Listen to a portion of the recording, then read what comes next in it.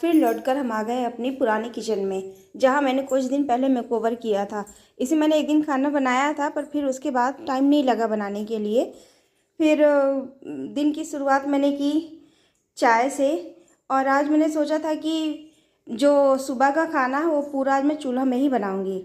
जिसे मैंने आम उबाल के रख लिए थे, क्योंकि आज बगजा बनाना था। बगजा मतलब मीठा पना में फिर उसमें बेसन का बना के डाल देते हैं गोल गोल, उसको बगजा बोलते हैं। मैंने कुकर में बनाया था दाल। और फिर ये पहला बिगड़ गया था और दूसरा फिर ठीक ही था।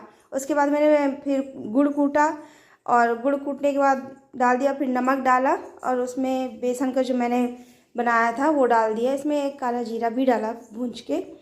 और उसके बाद क्या हुआ, एक ही कुकर में बार बार यूज़ कर रही थी ताकि ज़्यादा जले हुए बर्तन इकट्ठा ना हो।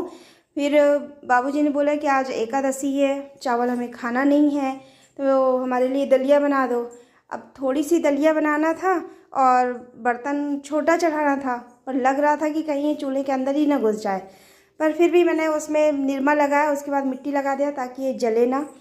और डर लग रहा था कि ये पता नहीं ये उसमें चढ़ेगा या नहीं, पर कोशिश किए और उसे मैंने चढ़ा दिया। जुगाड़ से चढ़ाया पर बन गया। तो उसके बाद में मैंने गंजी में दलिया डाली। दलिया उबल के आधी हो गई, मतलब बन गई थी, थोड़ा सा कच्ची थी।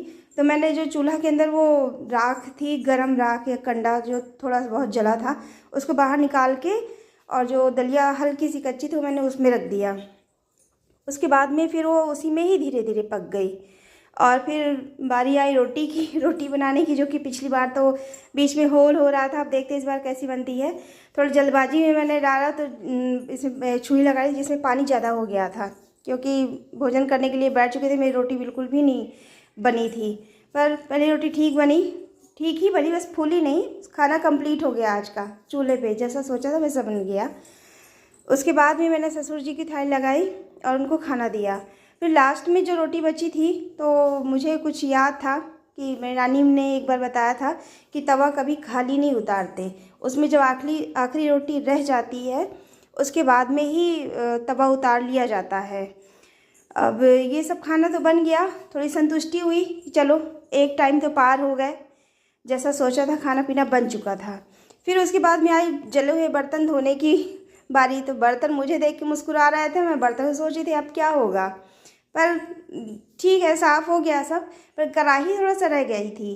तो उसके लिए आंवले का अचार मैंने लगा दिया कढ़ाई में, और ये कुछ दिन तक रखी रहेगी, ठीक हो जाएगी। अब हम मिलेंगे नेक्स्ट वीडियो में।